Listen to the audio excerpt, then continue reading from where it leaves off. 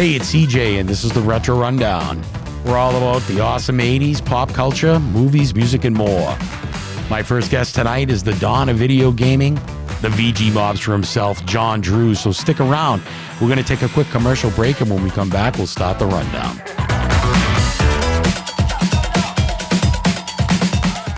Do you love seafood? Hi, I'm Captain Dave Marciano, and I want to invite you to check out our new website, angelicaseafoods.com. Now you can get fresh local seafood shipped overnight from Gloucester's fishing families to yours. angelicaseafoods.com, the finest, freshest seafood New England has to offer. From the boat to your door, get Angelica Seafood's premium seafood, sustainably caught and packaged at angelicaseafoods.com. Hey, it's CJ, and welcome back to the Retro Rundown. Really excited about tonight. Tonight's our first show from Restani Studios, and we have a very special guest coming on, John Drews. You might know him as the Dawn of video gaming, the VG Mobster himself, at VG Mobster on Twitter. Welcome to the show, John. Hey, thank you for having me. I appreciate it. What's going on? You just got back from vacation, huh? Yes, I did. I just got back from the Jersey Shore. It was beautiful weather, and I was lounging on the beach, water parks, boardwalks, a lot of high cholesterol food. Loved it. Do any singing while you were down there? No, I did not. I actually didn't. I led my niece is actually a really good dancer, so I just watched her dance. She was really good. So. Yeah, you know, we've been friends on Twitter for quite some time, and I was amazed, and I wanted to talk about your Master Sword group that you guys have on YouTube. I watched a few of your videos. They're pretty cool. I mean, it's tough to lock down video gaming and put it into hip hop and put lyrics to it and make a video, cut a video, and you guys did a pretty high quality job. You got almost an album's worth of material. Tell us a little bit about that. Yeah, it's really incredible. It's really the brainchild of TJ. It was kind of crazy because when I was in college, pretty much, I was in a band that used to tour around New York City, and it was kind of like a funk hip hop band, right? And we used to just do like gigging around the Village and Midtown, and just a lot of those kind of bars and spots. And ever since I out of college, the band, we were together pretty much throughout college, and then we just kind of went our separate ways. I've always been trying to kind of get back into, kind of doing like hip hop. I've done like some solo stuff with a guy that I used to be in the band with, who's also a like genius music producer.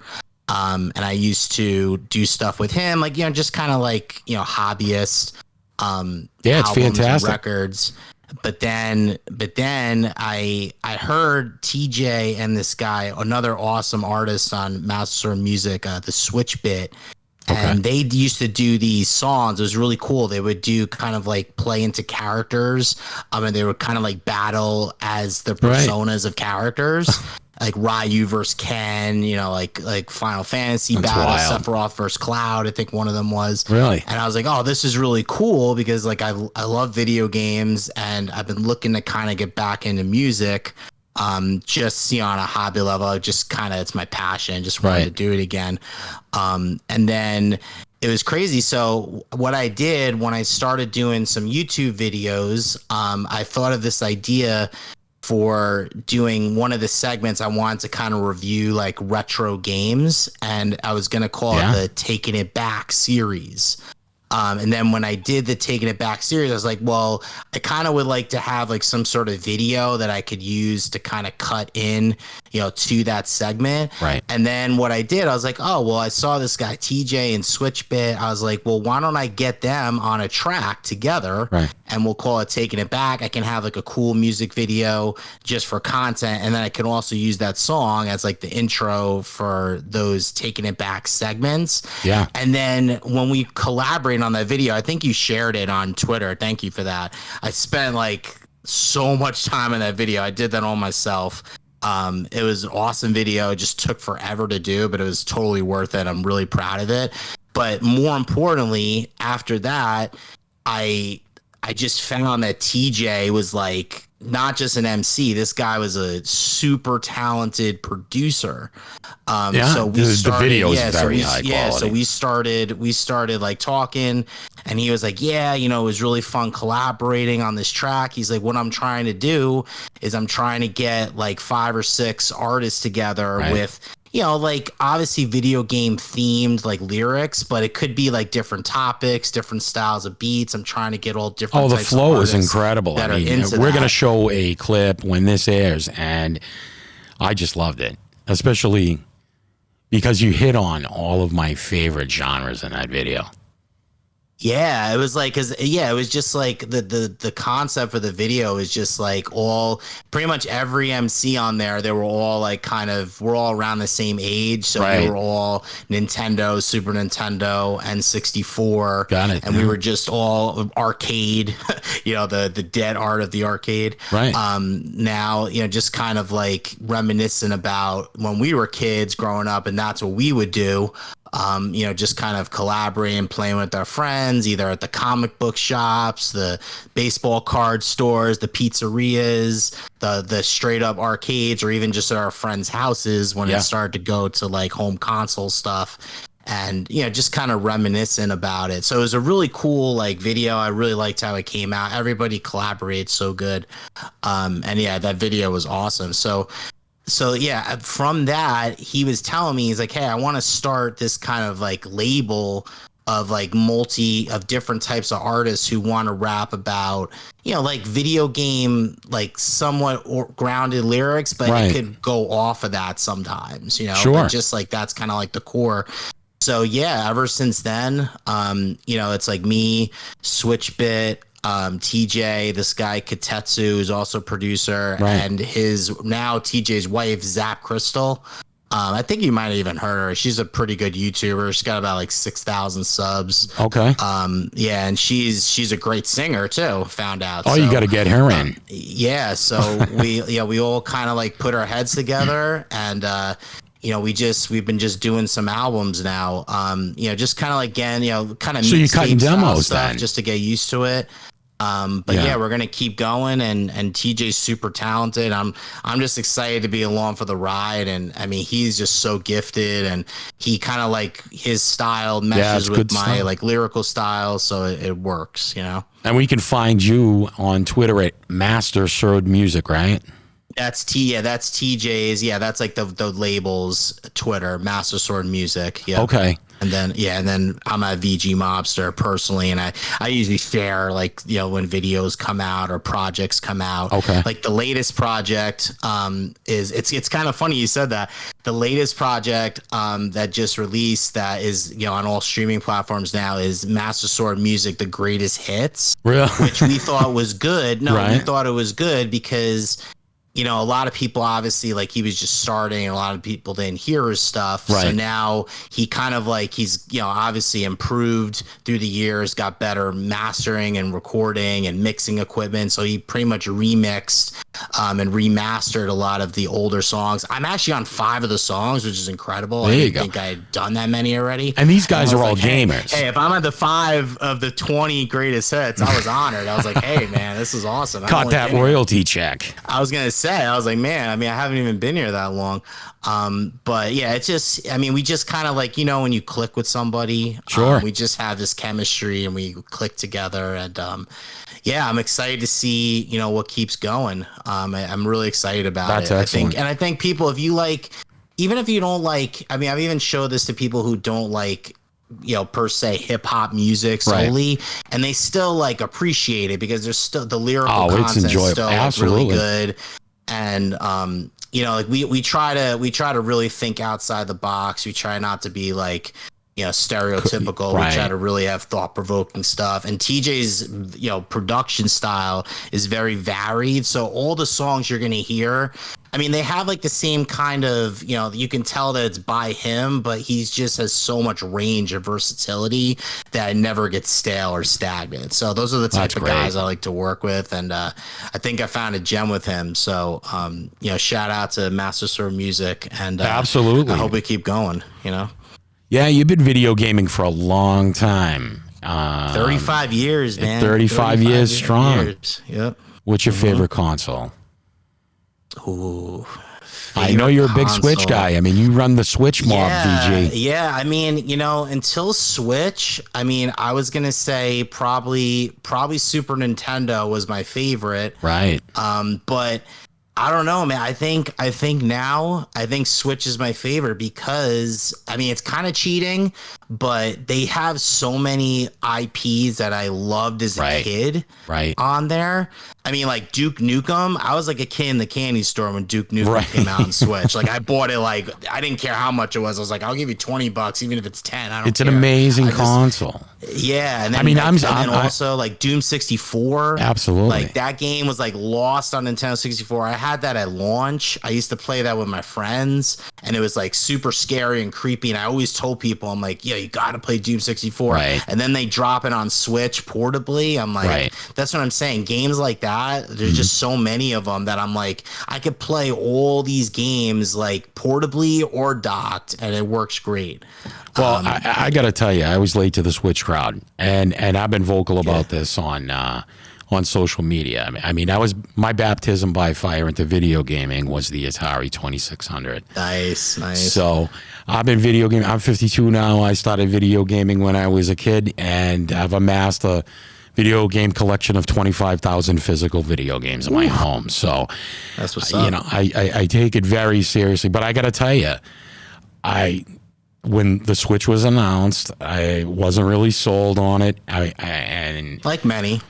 And I was coming from the SNES days and the Nintendo 64 days where I enjoyed those consoles. And some of these games just seemed too big to be putting on these little cartridges. And I didn't know what the quality was going to be. I thought the Switch was a gimmick. And then I bought one, and the rest is history. I think it's a phenomenal console.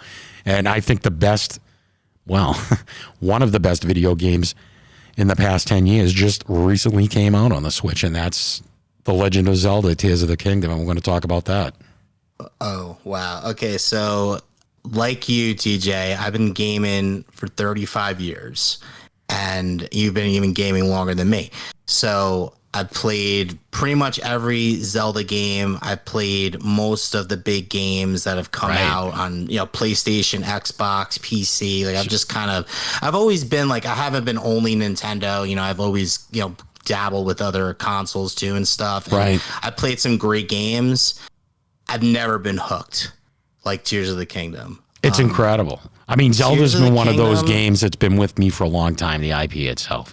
But this game's a goddamn masterpiece. It's just, this is the thing I was telling people, and I went into the game. I played Breath of the Wild. Yeah. I played 150 hours of Breath of the Wild when it came out. I loved it too. And the thing with Breath of the Wild that was great that I thought going into the Tears of the Kingdom wouldn't be the same is because when Breath of the Wild came out, it was also my first game on Switch. Wow. So that whole novelty of actually being able to. Now, did you play it on the Wii U first? And the dock, and then taking it out and playing it portably. I was like, okay, that's never going to happen again because I've already had that experience. Right.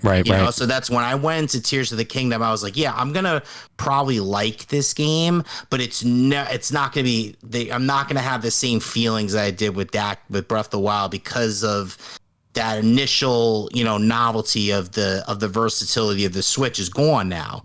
I mean, it's been 6-7 years. So I was like, whatever.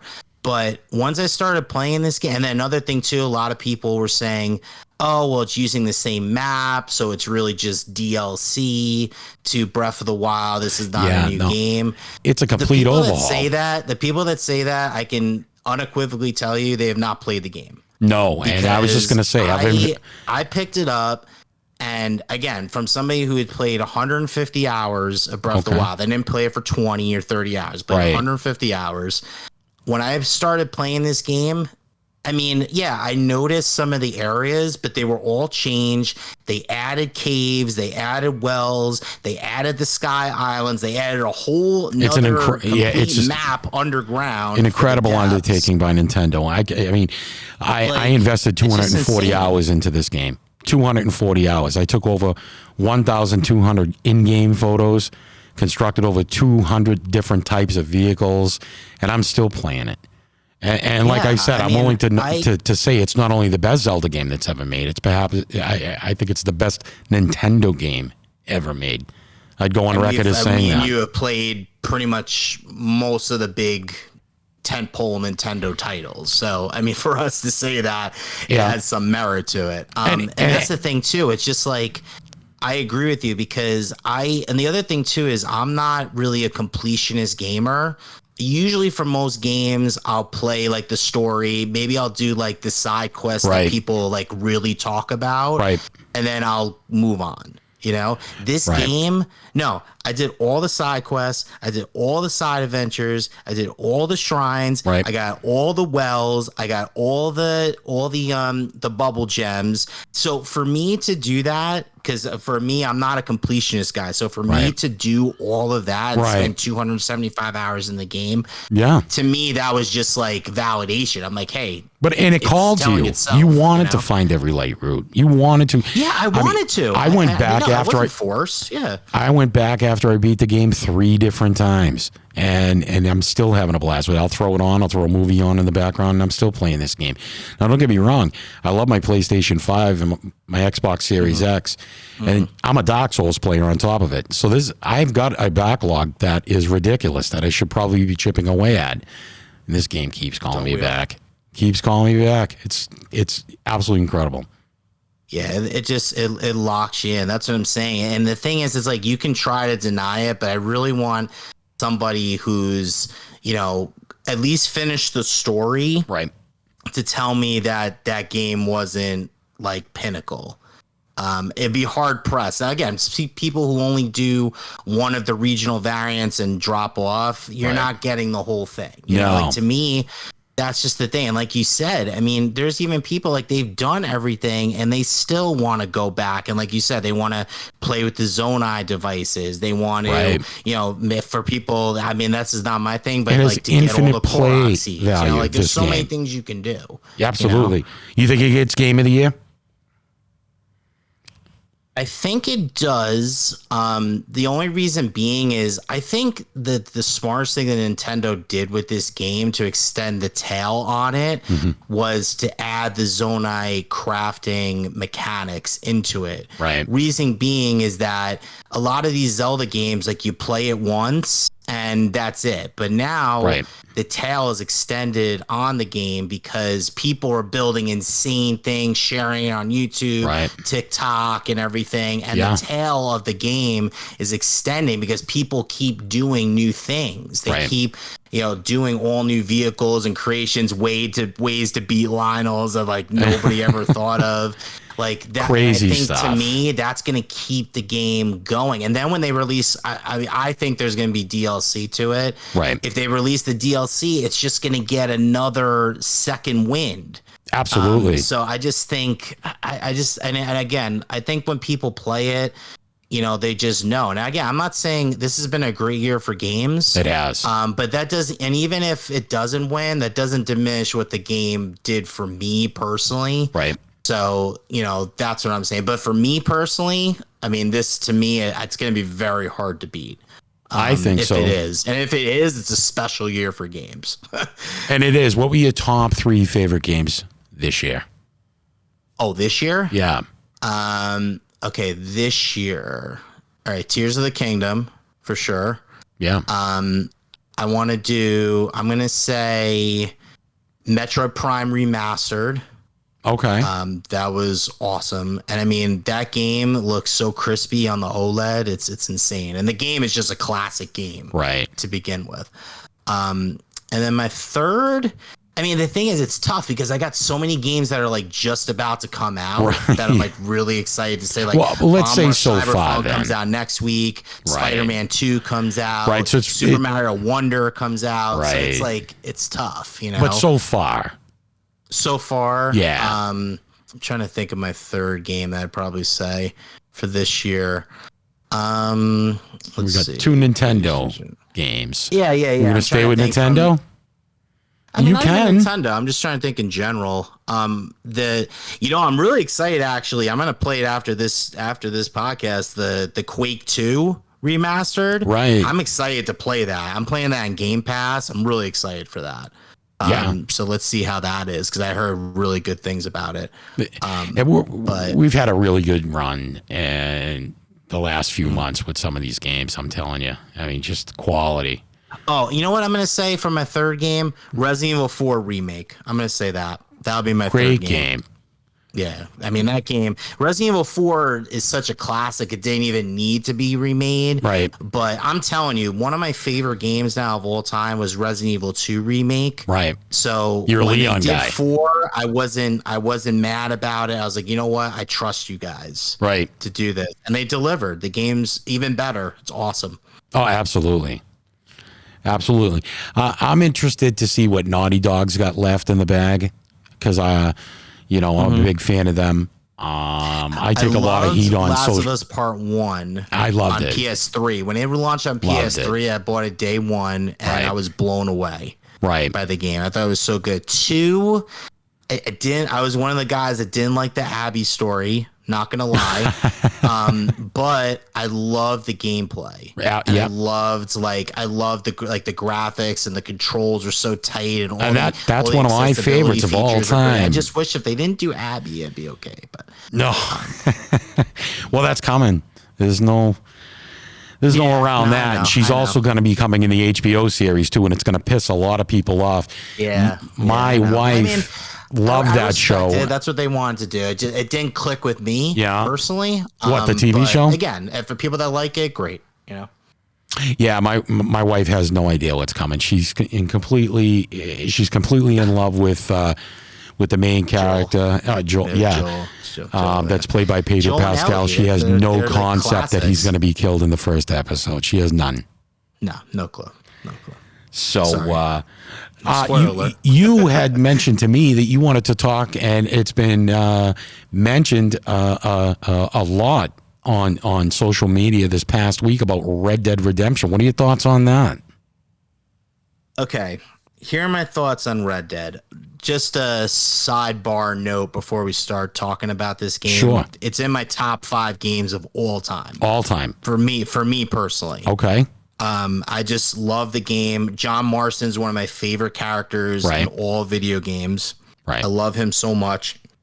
I loved the gameplay loop. I loved doing all the side quests. I loved all the environments. Great game. I pretty much fell in love with the game. Everything about Red Dead just clicked with me. I Right. just loved it. It was like when I played it on PS3, I was blown away. And then when they did the Undead Nightmare, it just cemented it. I was like, okay, Absolutely. after the DLC, this is in my top 5 games of all time for Right. me personally. Okay. So just a sidebar before we talk about it. Sure. So for me, now again, I've played this on PS3. I did play this on Xbox backwards compatible. So again, I understand everybody's like, hey, I can just play this on Xbox, backwards compatible, Right. and it looks great docked and everything. Right. I'm like, yeah, I've played it like that too. But for me, ever since I had that moment that we were just talking about Okay. with Breath of the Wild in 2017, when I was playing the game on the TV, and then I took it off the dock and I was able to play To take it the with you, same sure. exact game Right. portably wherever I wanted to play it, on my lunch break at work. If my kids were taking over the TV, I could Right. play it there. I could play in my bed. I could play on the couch. I could play it on vacation, Right. on work trips. Ever since then, I've wanted Red Dead Redemption On the Switch. On the Yeah, Switch. you don't I think it's going to wanted be the tough on that versatility. small screen? There's a Even lot the going small on. Screen. Even on the small screen, because I feel like some other games too that I played, I have played Grand Theft Auto, even though it wasn't a great port of it. Yeah. It was still playable. It was still fine, Right. to play on. And when the OLED with the bigger screen, the better contrast. Yeah, the I OLED's also a have beautiful some machine. nice grip Joy-Cons for it, so Right. it's pretty comfortable to play. I've just fell in love with playing the versatility of the Switch. So Right. when it was, even if it was just a straight up-res port of the game with the DLC, for me, that's what I wanted. Okay. That was one of when the system came out, I'd be like, oh man, this would be so cool if I could play Red Dead, because the game takes a lot of time to complete all the side Absolutely. missions and the quests and just to explore around the environment. So I was like, if I can play it portably, that's why RPGs on the Switch are the best. Because if you have to grind, if you have to, chug out some quick side quests in between sessions, you don't have to be tethered to a TV to do it. No, you don't. I mean, I love this game. Right. I mean, I love this game. I used to run with 5 guys on Xbox Live. I played it on Xbox 360, and we went after all of the achievements together. We used to raid the forts together. That was a lot of fun for me. And I'm not saying that this game is going to run well on Switch, but I was a bit surprised when they announced it. And I don't know if that had anything to do with the big convention they just had. They were saving that information till now, or what? But I would have figured Rockstar had other plans on different consoles other than this. Yeah, so that's what I'm saying. Like, to me, like, the fact that it's even coming, I'm like super excited about it. Right. Now, again, if it's a bad port, that's one thing. But I have been listening to a lot of the Red Dead after the trailer dropped. A lot of the developers of the port studio were saying we took a lot of time, effort, care into it. So I'm more like I'm not as apprehensive as some other people, and just because I want the game so much, like I'm trying to be positive about it. Yeah, sure. You know what I mean? So I have a good feeling about it. We'll see next week. It's coming out. I want to see like some basic reviews on it. But if it's a good port, I'm all in, and I'm probably gonna play it again. I have a huge backlog of games, but I've been wanting to replay Red Dead, but I haven't wanted to take out my PlayStation 3 again to do it. Dust it off. So I'm like, I didn't want to do that. So I was like, you know what, this is perfect. And then I could do it. I can actually go through all the side quests. I can, like pick my way through it. Right. And just play it how I want to play it. Either docked if I want, or I can just play it, do a couple side quests or 1 or 2 side missions and be done and, put into sleep mode. Now, what does that do? Do you know when that's due? The next week, I think August 17th, I think is when they're digitally coming out. Okay. And then October 13th for the physical. Okay. So, I mean, we'll see. I mean, we'll know how the game is next week. We will try it out and stuff. Right. And if it's good, I'm all in. But now, again, I understand the frustration with people on the PlayStation side, though. Yeah. Because when I guess this is just how most Switch ports have come. When the Switch ports have come, I don't, like, for better or worse, I don't expect the online features to really be transported over.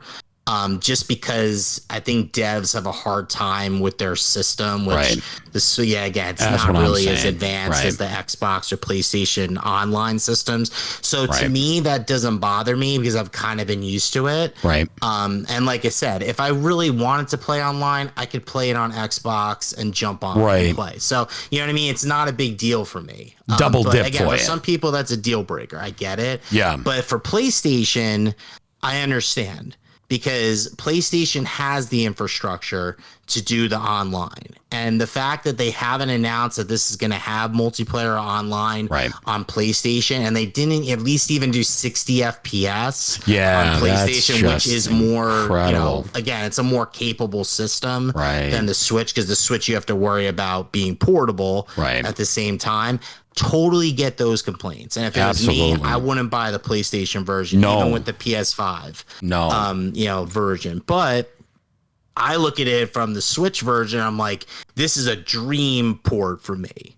Because it's just, I love the game, and I think the game, the way there's so much area to explore, there's so many side missions to do, the story is so awesome that, and again, a lot of people too, like, I've been looking on Twitter, a lot of people haven't even played this game.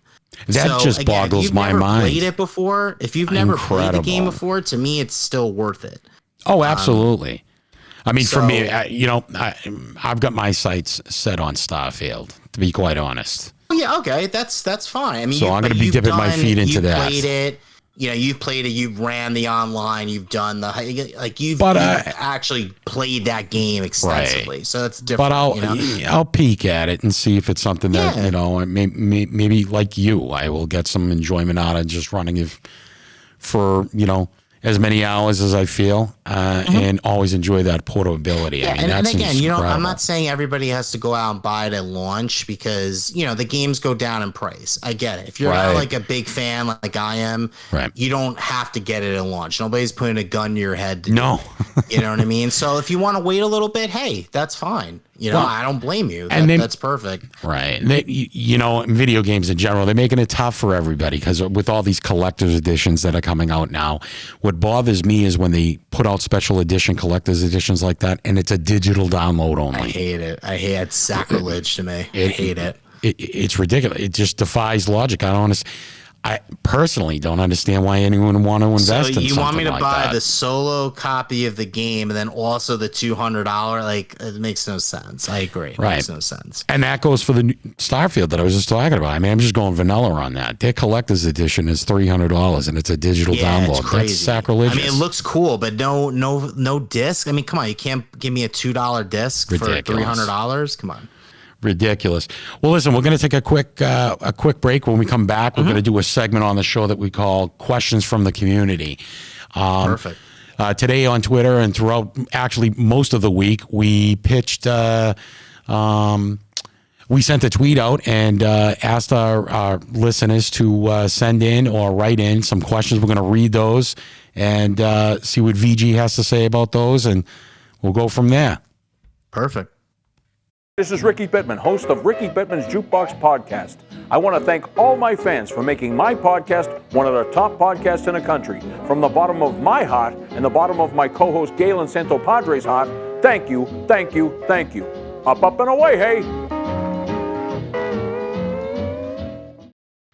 All right, we're back with Jonathan Drews, the video game mobster, and we're going to do a little section here on the show that we call Questions from the Community. So this week on Twitter, we asked our fans and listeners of the show to write down some questions that they wanted to ask John, and we're going to read them and see what he has to say. So the first question comes from Jeff, and he's at Liquid, a.k.a. Jeff on Twitter, and he asks, VG, what's your take on some gaming companies making decisions to go digitally only with no physical copy, i.e. Alan Wake 2? Ooh, okay. In the case of Alan Wake 2, I think it's pretty lame because their excuses were saying that they were going to release it like that to, increase the turnaround time and to cut costs. Right.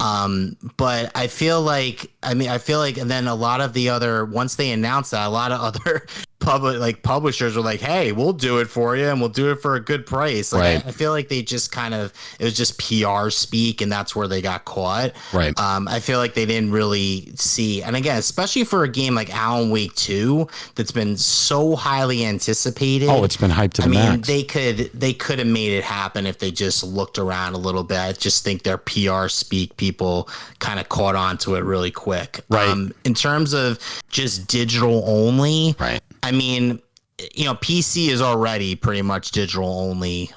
True. Unfortunately, for guys like me and you, CJ, who have been collecting forever for years and years, I mean, we already see that it is going to go that way. Right. But you know what? I'm going down with the ship. Until they stop doing it, I'm going to keep buying physical discs. So that's my answer to it. We know where it's going to go.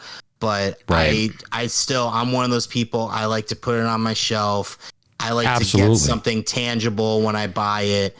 I want to have ownership of it. Right. I want to, be able to share it with other people if I want. Right. That's just how I grew up. Again, now my kids, they, if I didn't like physical media, they probably wouldn't even have it at all. So no, and that's just the thing. I mean, that's the way of the world now. My kids are the same way. Exactly. Rewind TV, everything's instant. So it's the same thing with digital. And I expect PC and Steam to be all digital, but I'm a collector. There's no collecting in digital copies only. None. I think Switch 2 is going to be one of the last physical consoles. I Probably. think after 2, they're probably going to go all digital as well. So, I mean, the writing on the wall is there, but I'm going down with the ship until it happens. Well, what scares me, John, is if you have a digital library, can you really guarantee that you'll be able to play those games years from now when the servers go down? Exactly. I mean, I can go into my closet at home and I can pull out any number of Atari or Sega Saturn games or Genesis games and put them in and play immediately and not have to cartridges, SNES cartridges, this stuff whole like that. Yep. This whole Mother May I system going digital is. Well, I mean, look I'm at not really Scott enthralled with Pilgrim. Look at Scott Pilgrim versus the World. Remember, Ubisoft had licensing issues with it. Pulled it from the storefront. You never could get it again until they took Limited them like Run 10 did that, years though, to get didn't the it? licensing back to re-release it. Right. So yes, that's the problem with the digital. Does that mean it's going to stop it from happening? Probably not. But I totally see what you're saying. That's why I'm going down with the ship until they stop doing it. I'm going to support it. Yeah, not for me. All right, next question comes from Robot Turkey. And Robot Turkey, Switch Mom love member. the name. Shout out to Robot Turkey. In the next 10 years, will Sony figure out the VR thing? Because they seem to be obsessed with it. Will their sales drop? Now, I don't own a VR, so this is all you. Correct. I don't own a VR. I have played it. I played PSVR 1 about 5 to 6 times. I've not played PSVR 2. Right. But what I can say is that, again, I feel, especially like a company like Facebook investing so much into like VR. Again, I think people think that's where it's going. And I think Sony knows in the beginning that it is going to be an early adoption rate. However, I feel that they're like, hey, if we can get a head start, if this does jump off, we're going to have a head start, whereas other people are going to be scrambling to catch up. Right. If, in 5-10 years, it catches on for real. Right. And we've already been in the space. We have a relationship with the developers. We've been producing games for a while. So I think that's why they're getting in on it right now. Right. Again, it hasn't really caught on 100% yet. I mean, it's getting better. I think the biggest, barriers are, number one, the wires. People just don't want to be tethered to a device like that. The price, obviously. Oh, the price point. Yeah. I mean, $550 for the PlayStation, and you need a PS5 as well. So you're talking $1,000. Just right out the gate. Just that's not even games or anything. Just to play it. Right. So. Again, just like with any other technology, eventually it's, once it's more mainstream, there's, it's going to go down in price. And I think Sony is just doing that because, like I said, I think they think that their business model is, hey, if we get in on this early, when it does pop off, like we predict, we've already have relationships with these VR developers, and we're going to be able to really maximize that time while other people are catching up. That's what I'm thinking. I think the same thing. Yeah. I mean, right now you'd be like, why are they putting so much in? It didn't even really sell that much. It didn't. But they're thinking, like it's kind of like with Xbox, right? With Game Pass, they're saying, hey, like we're not making as much money maybe as we would have if we would have been pushing our games in a traditional manner, but we see that the subscription model is something that our analysts and predictions think is going to be the future. Right. So we're going all in on it. And then if other people try to catch up, they're not going to do it as quickly. So, and they don't. Exactly. You get a lot out of Game Pass for your money, though. You do. Oh yeah. No, you get. I'm not saying it's apples to apples, but I'm just saying that they're going against the grain of what the other competitors are doing because they feel that's going to be in the future. That's going to be something that they can capitalize in down the road. That's all I'm saying. Perfect. Next question comes from Frap Mocha, and he's at Mocha on Twitter. I love Frap Mocha. Shout out to Frap Mocha. We know Frap. Frap's a long time. Yeah, he's friend a of the good family guy. and a collector. He's got a question for the both of us. Provided your family members and pets are safe, but your home is on fire. What video game or system are you grabbing and running out the door with? I have most of my. I'm going to grab my Switch in the case that holds pretty much all my physical games and just run out. Yeah, because I mean that's the quickest, and if it's a fire, I don't have that much time. So, for me, Frap, it's going to be a double answer. For me, and I own some pretty heavy hitters. Panzer Saga, Snatcher. Some of these games that are well into the thousands of dollars to physically own, and a lot of great copies don't exist anymore. They can all burn, because I'll tell you what, you could probably find another physical copy like that if you really wanted it back. But what I can't replicate is a first printing of Metal Gear Solid that was signed in person to me by David Hayter, Snake himself. Ooh, beautiful. Back in 2017, I met him in Boston, and the backstory on that is I was standing in line with my son so that my son could meet him and get his autograph. And I had a copy of my Metal Gear Solid game with me. I was going to have Dave sign it.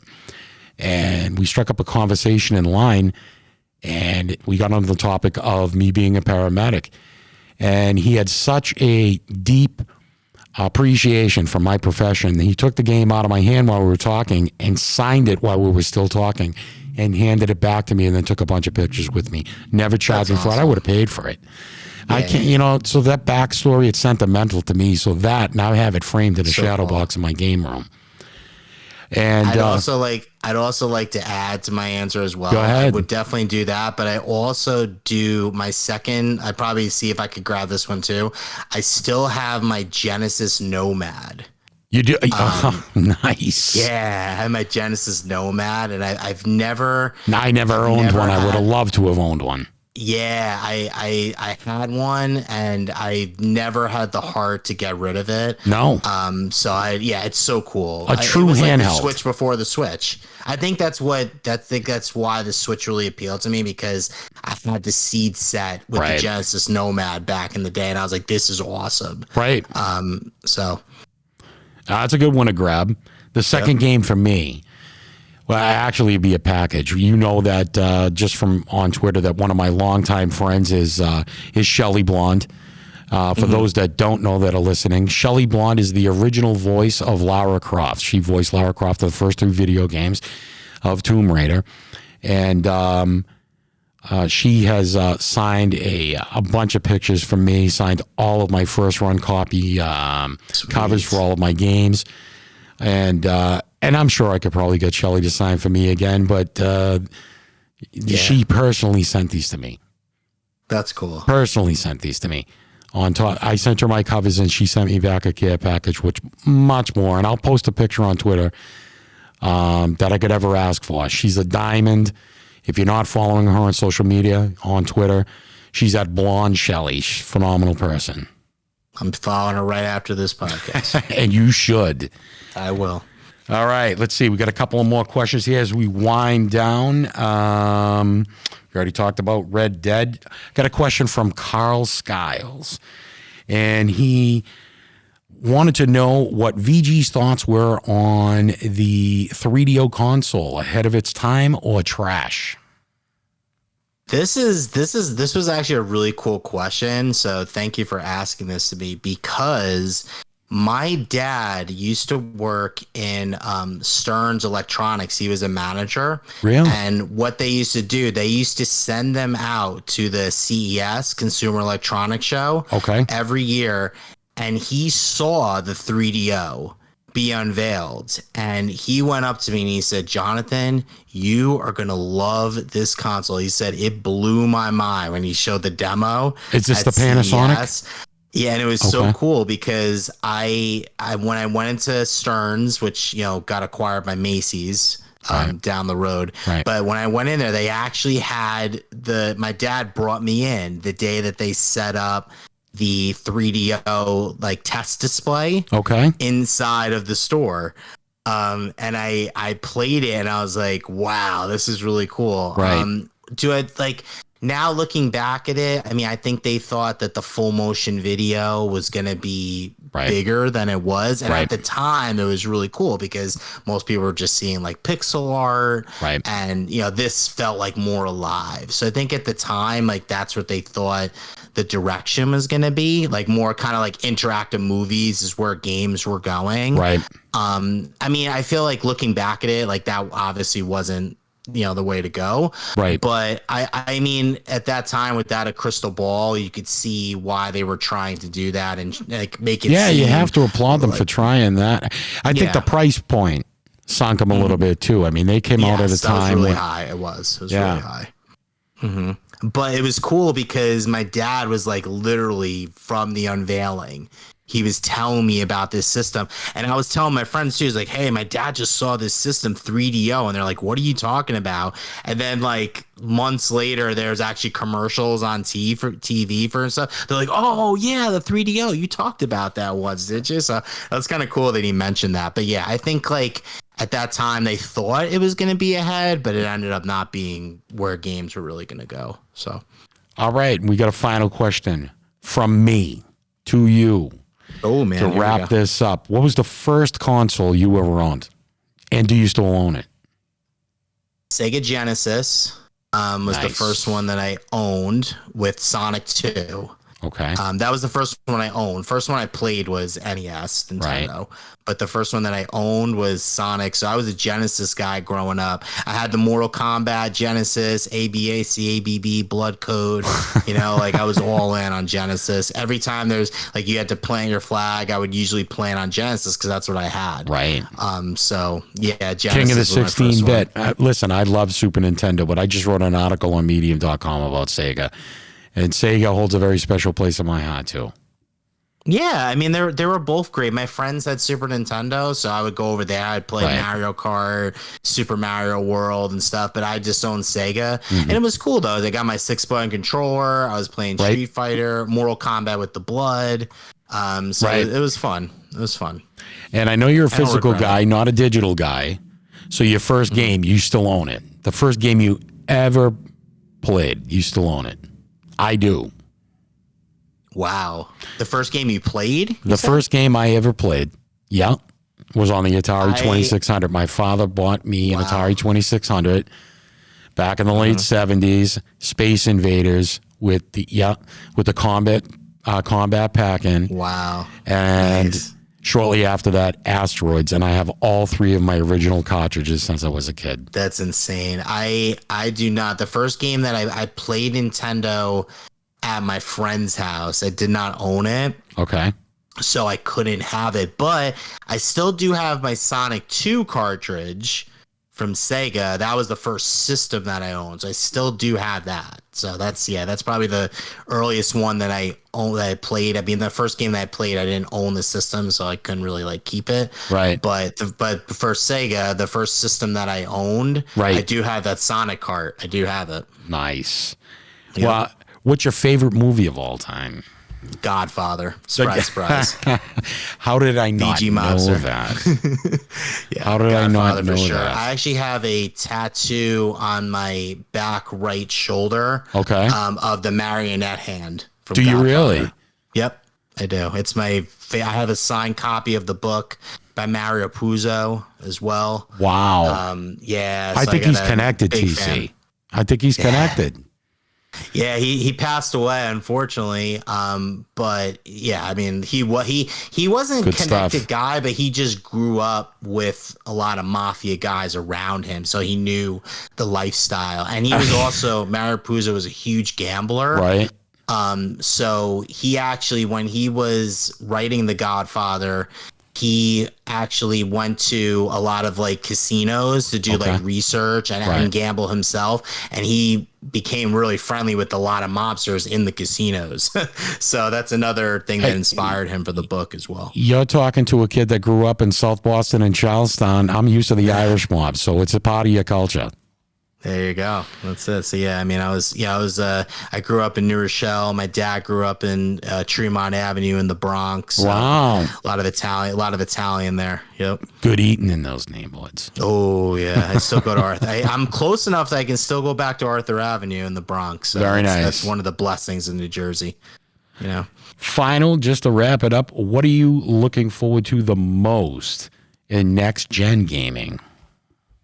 Oh man. What am I looking for? The next game or just next gen, like consoles in general? Yeah, a little bit of both.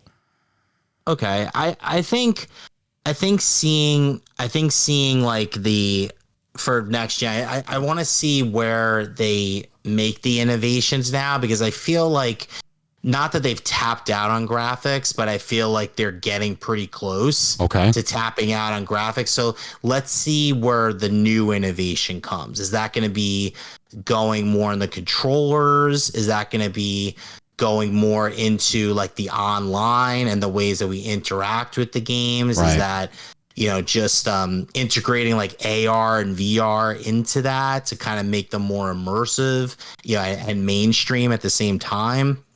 Like, that's the thing, is I think for years and years they've just been, because it's so easy to market graphics, but now I think we're almost hitting, not that we've hit the ceiling, but we're pretty close to it on the graphical front. So I want to see where they innovate other than that going forward. I think that's really exciting for me. It is, and it is going to be very exciting because there's a lot of things coming down the pipe.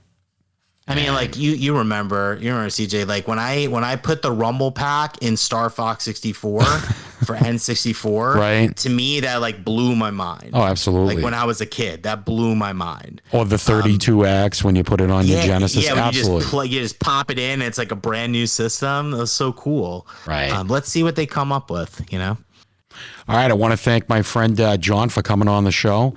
And John, why don't you tell everyone where we can find you on social media? Yeah, for sure. You can follow me. I'm most active on Twitter at VG Mobster. Also on YouTube, you can check out my channel, VG Mobster. I also want to encourage you guys to also follow my musical group, Master Sword Music, at Master Sword Music on Twitter, like the Zelda sword. And then also on YouTube as well, Master Sword Music. Just search in there for it. We got a lot of projects coming up. I'm also going to be, keeping you guys up to date on the latest video game news and just, interacting and bonding with the community in a gangster way, because I'm the VG Mobster. So. If you want to connect with someone who knows his stuff in the video game realm, add VG Mobster on Twitter. Thanks for coming on, John. And refuse. Peace out, everybody. Oh, hello there. I'm Abigail Harwich, the new executive producer of After Hours with TC Restani, and I want you to follow my Twitter. Follow the information at the bottom of the screen. I can't wait to tweet you.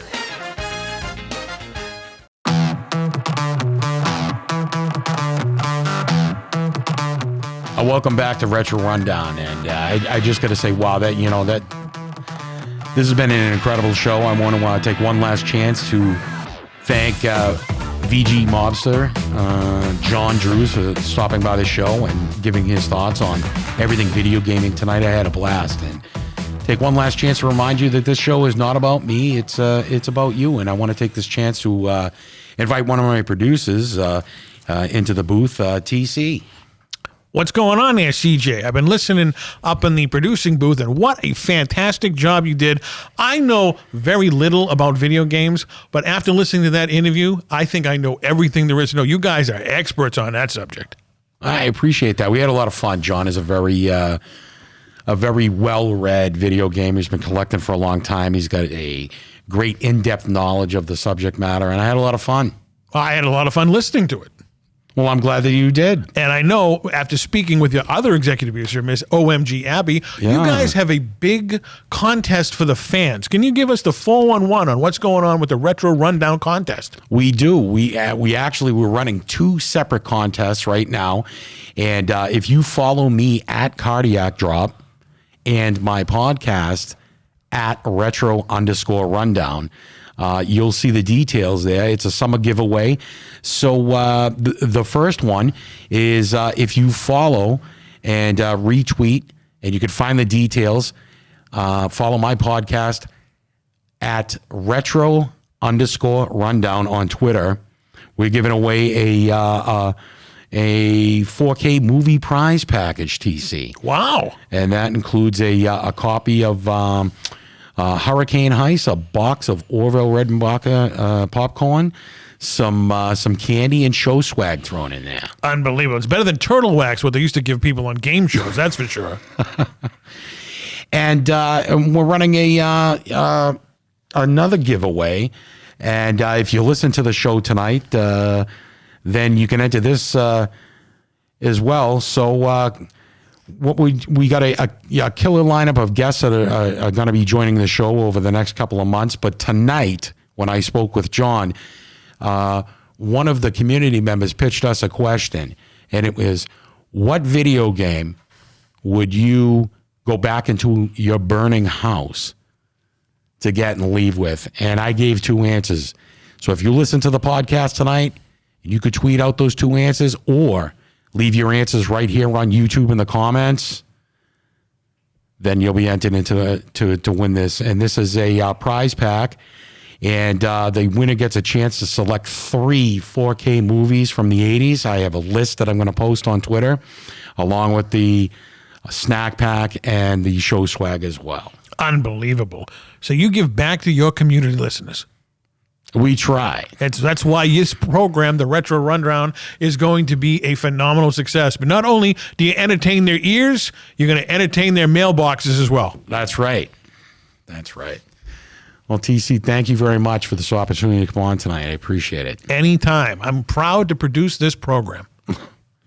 We'll see you the next time on Retro Rundown. So I just want to remind everyone out there to stay classic, stay vintage, and always stay retro.